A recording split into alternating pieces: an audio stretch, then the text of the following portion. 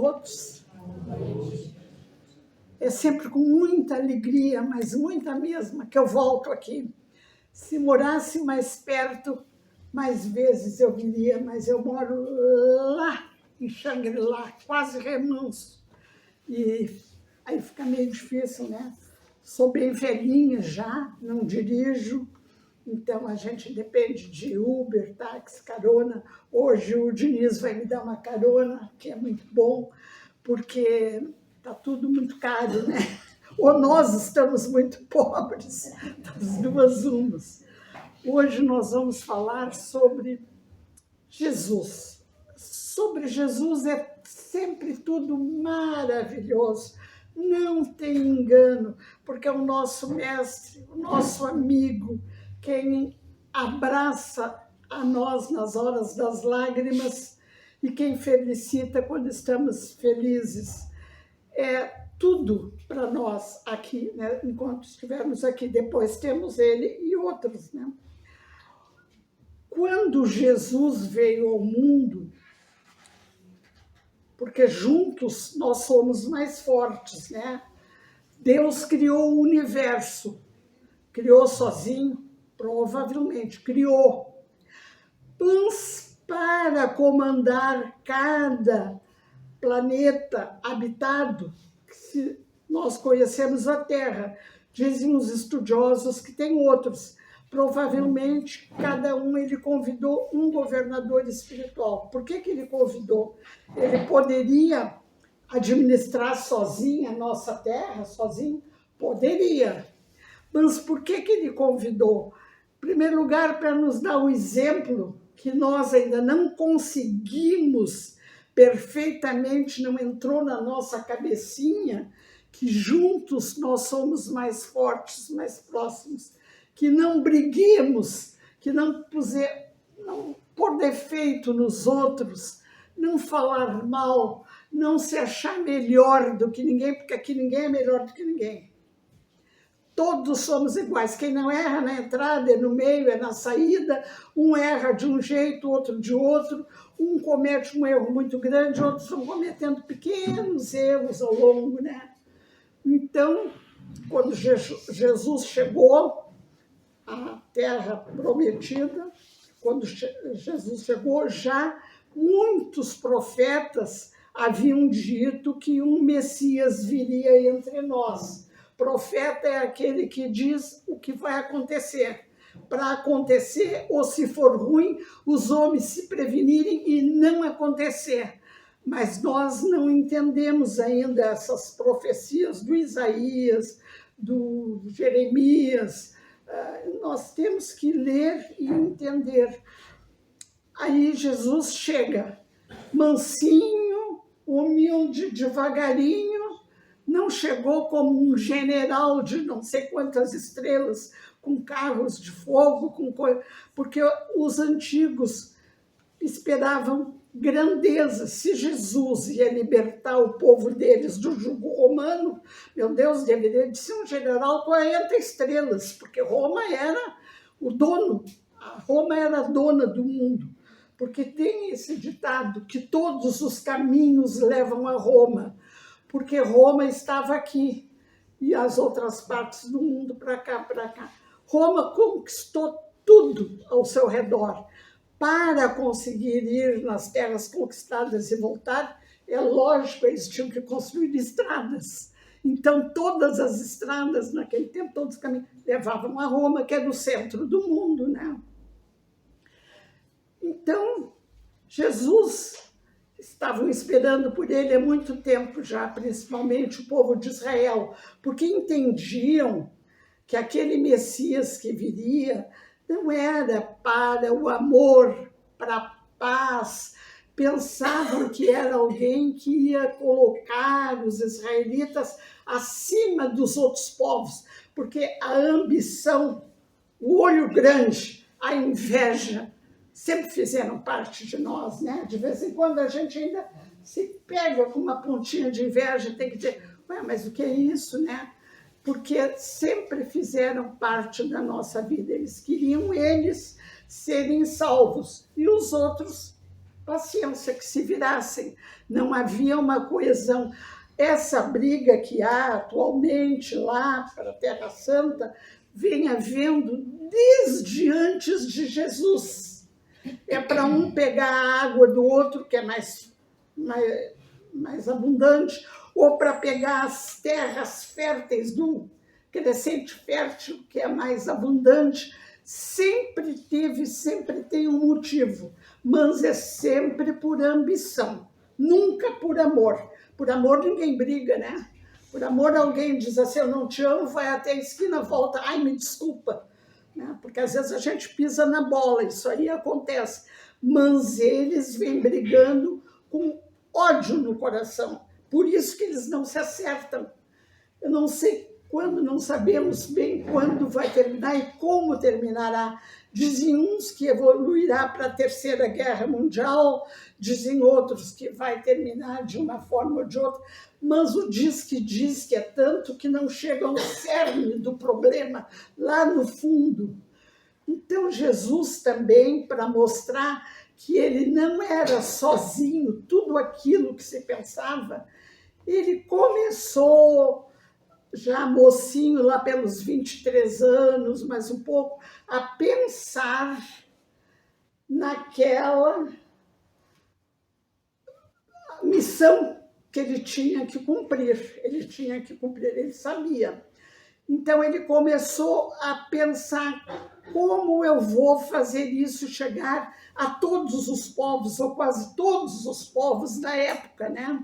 Que não era um tanto como agora, mas como o mundo é conhecido, era mais reduzido, era muita, né? Muita gente.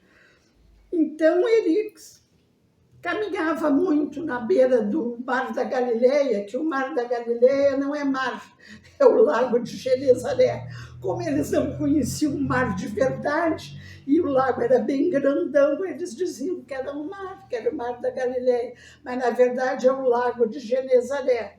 Ele começou, ele foi bom filho, cresceu, ajudou a mãe quando o José faleceu, né? Primeiro porque a mãe dele era mocinho, o José, o pai biológico, era mais velho, e ele começou a ver como juntar um grupo na base do amor e que fosse disposto a sacrifícios e a dar até a vida para explicar que o Messias tão esperado já estava entre eles.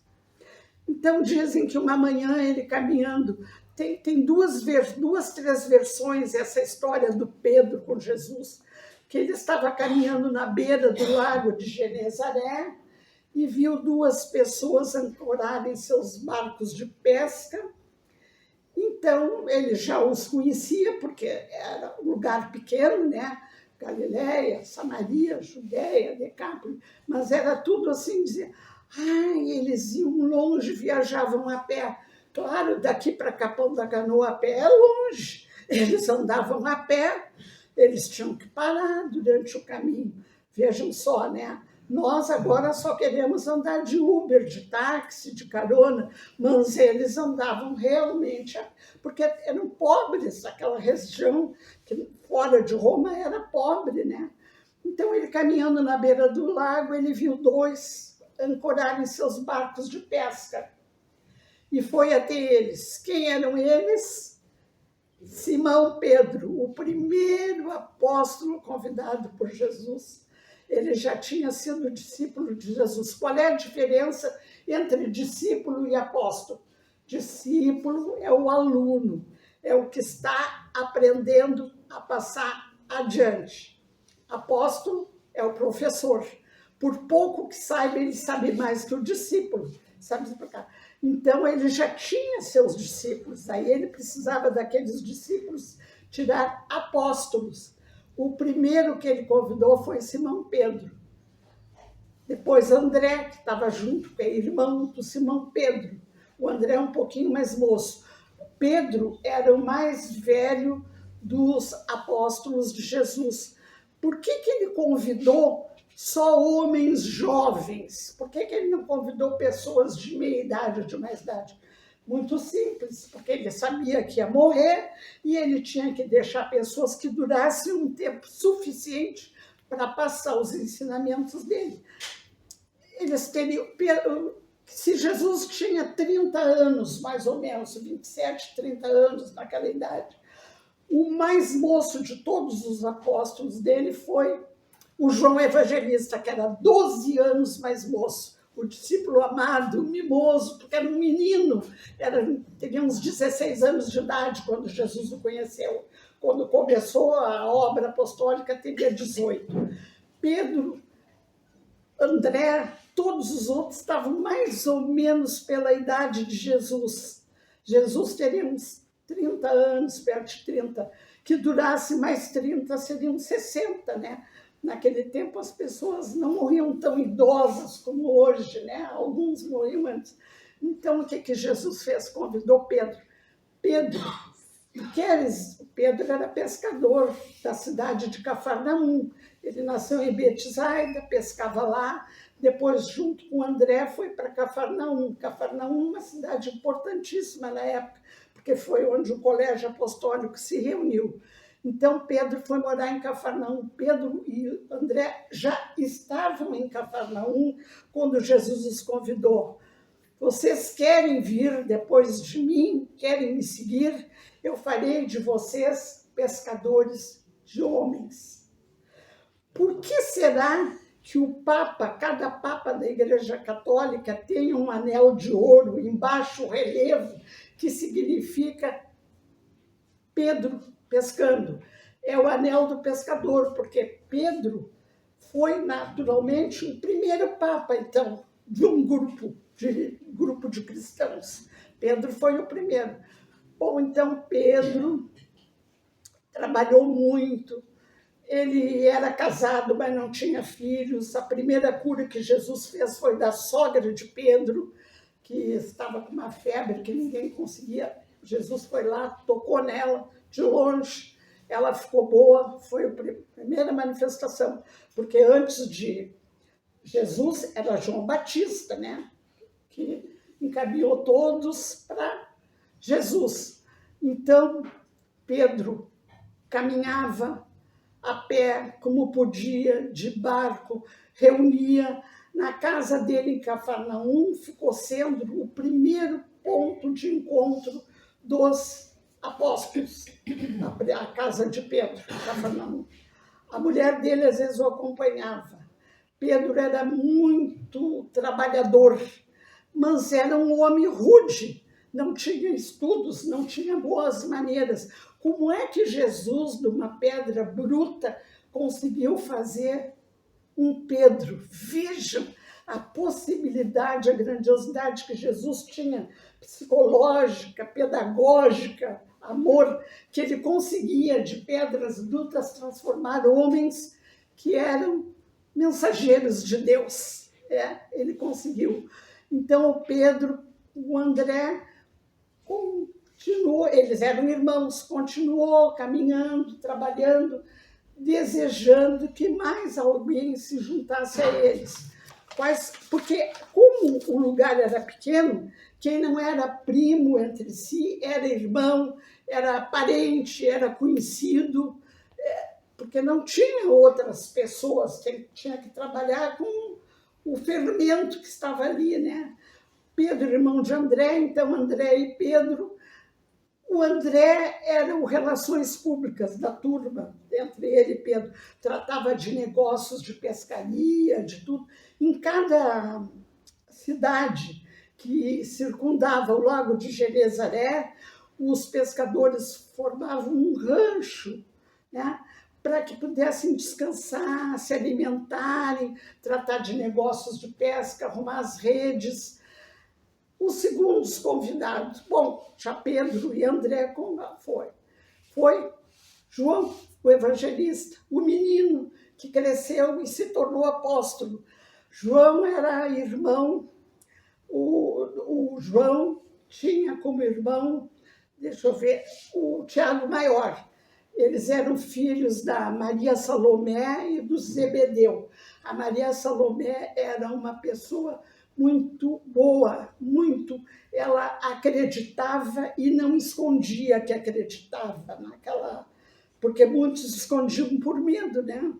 Porque Roma estava louca assim, para pegar um aqui e matar, de preferência, porque se não era da religião deles, não prestava. Eram os gentios.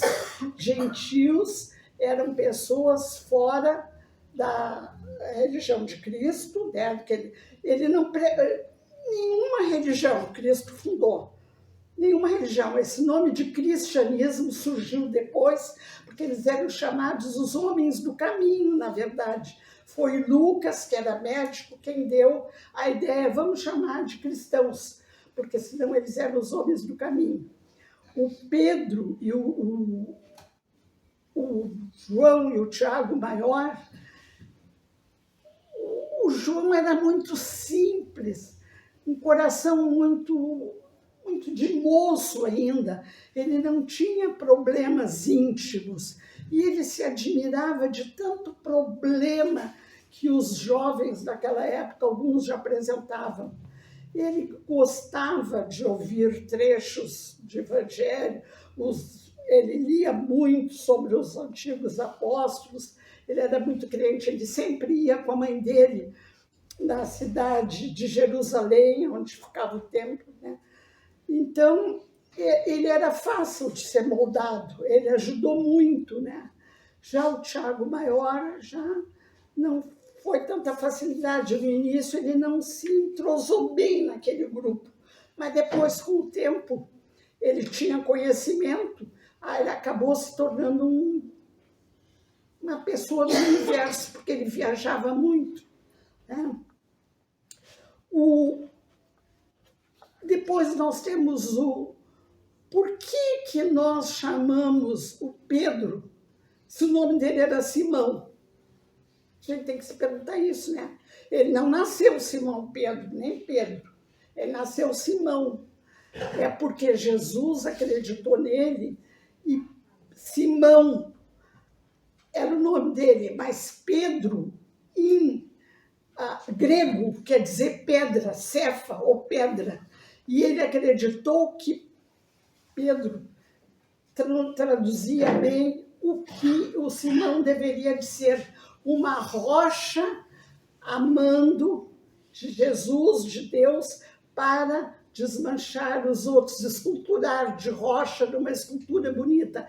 Ele acreditou de toda a alma e coração no Pedro, e o Pedro não decepcionou, tanto que ele morreu no ano 67 depois de Cristo, martirizado, porque todos quase morreram martirizados, com exceção do Judas Iscariotes, que se suicidou, e do Joãozinho, o João Evangelista, que morreu de causas naturais com 94 anos de idade, lá em Éfeso, na Turquia, cuidando da Maria de Nazaré, né?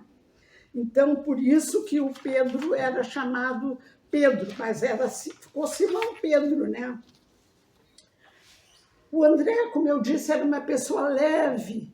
Tem pessoas ainda hoje em dia, assim, leves, não puxam briga, aceitam o que os outros dizem, ensinam com amor, não reparam. Tem pessoas, assim, maravilhosas, né? Não é toda hora, né? Como eu disse, o João era filho da Maria Salomé de Zebedeu. A Maria Salomé foi a que pediu para Jesus: Jesus, quando tu te fores, tu pode dar um trono para o meu filho à tua direita e outro à esquerda? E Jesus perguntou para ela: será que os teus filhos podem beber do cálice que eu vou beber? Não podiam, né? Não tinham conhecimento, não teriam condições, né? Então, o Tiago Maior também trabalhou muito, todos trabalharam muito, todos se davam, todos se ajudavam entre si. Por isso que diz, juntos somos mais fortes. Todos se ajuntavam, era mesmo um grupo. Depois do Tiago Maior, nós temos uns quantos. Nós temos o Simão, o Zelote. Por que ele era chamado de Simão, o Zelote? Porque Zelote era um grupo que havia que era contra, se tem governo, eu sou contra. Ele era contra Roma, os governadores de Roma, os tributos excessivos que Roma cobrava e mandava a metade lá para o imperador e a outra metade ficava mesmo pelo caminho, porque espertinhos sempre existiram, né? A gente nem sabe, hoje em dia, graças a Deus, o que é espertinho, mas naquele tempo tinha muito espertinho. E os zelotes estavam dispostos a brigar pela sua terra, estavam dispostos a não se deixarem dominar pelos romanos. Eles eram orgulhosos, eram nacionalistas, mas de boa vontade. Não buscavam briga, eles só não aceitavam. Ele não se conformava, né, com a exploração, porque Roma enriqueceu e ficou Roma explorando o povo, né? Até o que não tinha, tiravam do que não tinha. Ele frequentava muito as sinagogas, frequentava o Sinédrio também, porque ele queria estar sempre a par do que os sacerdotes romanos estariam tecendo para atacar os outros que não eram da estirpe deles, né? Depois nós temos o Filipe. O Filipe era muito cauteloso, muito calmo, muito disposto a aceitar a verdade. Ele não se deixava levar por opiniões alheias. Ele estava ali, né, a serviço de Deus, esperando ser mandado para isso ou para aquilo. Ele era o repórter do grupo. Em qual cidade ele fosse, ele anunciava: olhe, o Messias há tanto esperado já está entre nós. Alguns acreditavam, outros não. Com a mania de grandeza que tinham naquela época, eles achavam que o Messias seria uma pessoa muito importante, que viria numa carruagem de fogo, com anjos, com estrelas. Eles não imaginavam que seria uma pessoa que andasse de pé descalço, sem nada na cabeça, com uma túnica gasta, caminhando humildemente, parando num rancho, no outro, dormindo em qualquer lugar. Ele mesmo dizia: olhem, o Filho do Homem não tem nem onde repousar a cabeça, nenhuma pedra. Querem vir após mim, venham, mas não tenham nada, vocês não terão quase nada. Eles viviam de ajuda que as mulheres daquela época, a Verônica, a Susana, a Maria de Magdala, que é a Maria Madalena, a Maria de Nazaré, a Joana de Cusa, que era a esposa de um grande funcionário do Herodes, não teve medo de contrariar o marido, andou acompanhando Jesus. Elas arrumavam as merendas, os lugares para eles posarem. Vejam, tudo na maior simplicidade, né? Então, Filipe ficou feliz com o mestre, ele aprendeu a justiça, a boa vontade, o amor. Depois, quem nós temos? Um coitado que se enganou, porque nós também nos enganamos muito nessa vida, o Judas Iscariotes. Por que ele era assim chamado? Judas era o nome dele. E ele era natural da cidade de Corió. Aí deduziram que ficou Iscariotes.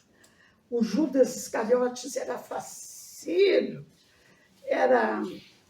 ele achava que o povo dele era o melhor do mundo e que o povo dele deveria de ser liberto. O povo dele deveria de ser liberto para ser o povo que todos os outros se ajoelhassem ante ele. O Judas queria grandeza. Ele não entendeu a mensagem de Jesus, que era pobreza, amor, gentileza, acolhimento. Ele não entendeu. Ele seguia Jesus com a maior boa vontade, mas achando que numa hora ou outra Jesus ia se levantar perante os fariseus e ia declarar que ele era, na verdade, o governador espiritual daquela gente. Então, o que ele fez? Achando que Jesus estava demorando muito para se declarar governador daquela gente, ele resolve entregar Jesus para os fariseus, porque ele pensou assim: os fariseus eram o pior grupo que havia na época, os mais mentirosos, os mais egoístas, os mais tudo de ruim que vocês podem imaginar. Os saduceus também eram ruins, mas não tanto como os fariseus, porque os fariseus eram os pais da época. Então ele se juntou aos fariseus e traiu Jesus por apenas 30 moedas de prata. Aí, quando estão no Monte das Oliveiras, chega lá a turma, né? Quem é Jesus? Jesus já sabia que eles iam chegar logo, se adiantou, sou eu. Prenderam Jesus, claro. Quando o Judas viu todo o sacrifício de Jesus no Calvário e que não adiantou nada e que ele ficou morto de remorso, ele fez pior ainda. Em vez de pedir perdão para Jesus, de se penitenciar, o que ele fez? Se suicidou. Se suicidando, ele agravou. Mas olha o fim dele como foi lindo. Ele se suicidou forcado, porque era forca, o apedrejamento, né? Então, todos ficaram assustados. Eram 12, tinham que ser 12. O Jesus queria 12. Com a saída do Judas Iscariotes, ficaram 11. E aí, o que aconteceu? Tem muita gente que fala num tal de 13º apóstolo. Nunca houve 13º apóstolo. Houve um 12º que substituiu o Judas que se matou, que foi o Matias. Matias era seguidor de Jesus e naquele tempo tinha o Matias e o Barsabás, que podiam substituir Judas. Então se usava tirar a sorte para ver aonde que ia recair, se no Barsabás ou no Matias. Não é o Barrabás, hein? É o Barsabás, não é aquele ladrão. Então, a escolha caiu no Matias. Matias, então, ficou sendo o 12º apóstolo. Muito trabalhador, não era ambicioso, assim como Judas, compreendia o amor, o acolhimento de Jesus e ficou até o fim sendo, porque não desfocar o grupo, né? O 8º deles, quem era? O Mateus. O Mateus tinha 2 nomes, Levi, o nome judeu, e Mateus, o nome romano. Mateus era um publicano, desprezado pela sociedade, porque ele cobrava impostos do povo dele mesmo para mandar para Roma. Então, eles até podiam, os publicanos, ser boas pessoas, mas acontece que não gostavam dele, porque era ele o cobrador de impostos. Se não fosse ele, seria outro, né? Então, eles eram mal vistos na sociedade em que viviam. Então, um dia, estando Jesus passando pela coletoria, né, viu Levi sentado no seu lugar. Entrou e disse: Levi, tu queres me seguir? Tu vais mudar de vida, tu vais ser uma pessoa extraordinária. E o Levi disse: quero, mas se fôssemos nós, ninguém concordaria tão ligeiro assim em mudar de vida. É porque Jesus tinha um psiquismo espiritual todo preparado para entrar no psiquismo da outra pessoa que ele quisesse. Então, Levi levantou na hora. E Jesus disse: bom, de hoje em diante tu te chamarás Mateus, que é um nome romano, né? Deixou o Levi para trás. O Mateus fez um evangelho, nós temos evangelho segundo São Mateus, né? Ele trabalhou muito, ele deixou de... e ainda se arrependeu e disse para Jesus: olha, Jesus, de hoje em diante eu vou fazer assim, eu vou distribuir os meus bens, todos os meus bens aos pobres. E aqueles a quem eu prejudiquei, cobrando 3, 4 vezes mais o tributo, eu devolverei com o acréscimo daquilo que eu cobrei. Ele ficou, então, como posso dizer, pobre, como os outros, ele se igualou aos outros, porque os cobradores de impostos eram riquíssimos. Se tu devia 100, eu te cobrava 200, mandava 100 para Roma e ficava com os outros 100, né? Eles obtinham o cargo de cobradores em asta pública por 5 anos. Em 5 anos eles enriqueciam muito, né? Mas o Mateus compreendeu o que era que Jesus estava dizendo. Depois do Mateus, nós tivemos o Bartolomeu ou Natanael. Por que ele tem esses dois nomes? Não há explicação. Ele era mais conhecido por Bartolomeu. Tu sabe como é que é? Não. Aos minutos. Bartolomeu se chamava Natanael, mas ficou conhecido por Bartolomeu.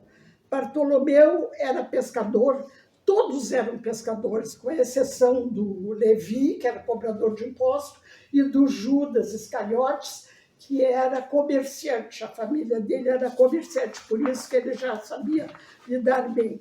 Depois nós temos o Tiago Menor. O Tiago Menor era filho do Alfeu e da Maria de Cleófas. E a Maria de Cleófas era prima da Maria de Nazaré. E o Judas Tadeu era primo de Jesus, como eu disse. Eles eram muito aparentados, porque não havia muita gente, né? Ele era irmão de Judas Tadeu, o Tiago Menor. Depois nós temos o Judas Tadeu, que era primo de Jesus. O Tomé nasceu na Galileia e ali cresceu, e foi aquele apóstolo que não estava junto da ressurreição de Jesus, e quando contaram que foram para o cenáculo se encontrar, ele disse: eu não acredito, só vendo. Aí Jesus disse: não acredito, não tem problema, bota a tua mão aqui, ó, afunda, vê as minhas chagas. Um soldado romano tinha enfiado a espada, bota aqui, vê as minhas chagas. Aí ele passou a acreditar, se arrependeu, ficou com vergonha. Esses são os apóstolos, o grupo amado que conseguiu que a Boa Nova fosse adiante. Se não fosse por eles, nós ainda estaríamos bem mais atrasados. Além desses 12, quem foi que contribuiu também? A Maria de Magdala, a Maria Madalena, que o pessoal da época, que não era muito diferente de nós, atirou tudo quanto foi pedra nela, dizendo que ela era uma prostituta. Na verdade, alguns historiadores que estudaram mais a vida dela, ela não era uma prostituta, ela vinha de uma família que podia, ela era uma comerciante de sedas raras, que naquele tempo era raro. Como ela não tinha marido, porque naquele tempo era assim, fulana de Cusa, Joana de Cusa, parecia que ela era propriedade do marido, e naquele tempo era mesmo, né? Ela não tinha um marido para botar o nome depois, então ficou Maria de Magdala, que é o lugar que ela nasceu.